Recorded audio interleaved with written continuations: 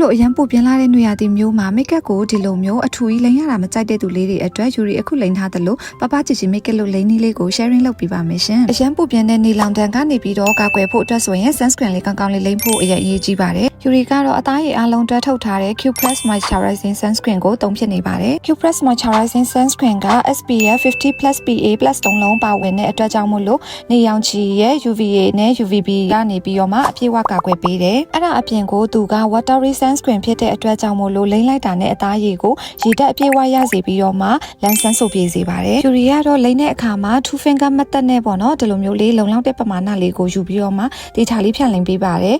ယူရီအဓိကအကြိုက်ဆုံးအချက်ကသူကလိမ့်လိုက်တဲ့အခါမှာစီကတ်မှုလုံးဝမရှိဘူးပြီးတော့ဘလောက်ပဲအများကြီးယူပြီးတော့လိမ့်ပေါ့နော်အဖြူကွက်လုံးဝမကြမ်းမဲနဲ့ဒေချာဖြန့်လိုက်တဲ့အခါမှာဒီလိုအသားနဲ့တစ်ထပ်တည်းဖြစ်နေတာကိုယူရီကအကြိုက်ဆုံးပါအခုဆိုရင် Q+ Moisturizing Sunscreen လေးကိုလိမ့်ထားပြီးတော့မှအသားရည်ကရေတက်ပြေးဝပြီးတော့မှဆူဆူပြောင်ပြောင်လေးနဲ့ glow နေတာကိုတွေ့ရမှာပါယူရီသုံးနေကြ foundation လေးကို Q+ Moisturizing Sunscreen လေးနဲ့ရောပြီးတော့မှလိမ့်လိုက်ပါမယ်ပြီးရင်မျက်ကွယ်ညိုတဲ့နေရာလေးတွေလင်းချင်တဲ့နေရာလေးတွေကို concealer ပပလေးလိုက်ပြီးတော့ထည့်ပေးလိုက်ပါမယ်ပြီးရင်တော့နည်းနည်းချစ်စရာကောင်းတဲ့ look ဖက်လေးရအောင်ပါနီလေးတွေလိုက်ထည့်ပြီးတော့မှဖြန့်ပေးလိုက်ပါမယ်ပြီးရင်တော့မျက်ခုံးလေးကိုတဘာဝဆန်ဆန်လေးဖြစ်အောင်အမုံလေးနဲ့ပြပြလေးလိုက်ဖြည့်ပြီးတော့မှအမြင်ပုံစံလေးတွေခပ်ပပလေးဆွဲပေးလိုက်ပါမယ်နောက်ဆုံးအဆင့်နေနဲ့နှာခမ်းနီလေးဆိုပါမယ်ယူရီယာနှာခမ်းနီကိုကလာဆက်ပြီးဆိုရကြိုက်လို့အဖြော့လေးအရင်ဆိုပြီးတော့မှနည်းနည်းရက်တဲ့ကာလာလေးတွေကိုအတွင်းထဲမှာဖြန့်ပြီးတော့မှဆိုပေးပါတယ်ယူရီသုံးပြသွားတဲ့ Q+ Moisturizing Sunscreen ဟာဆိုရင်ဘူးနဲ့အထုပ်ဆိုပြီးတော့မှရွေးချယ်စရာနှမျိုးရှိတဲ့အတွက်ကြောင့်မို့လို့ကိုကြိုက်နေတဲ့ရာကိုရွေးချယ်အသုံးပြုနိုင်ပါတယ်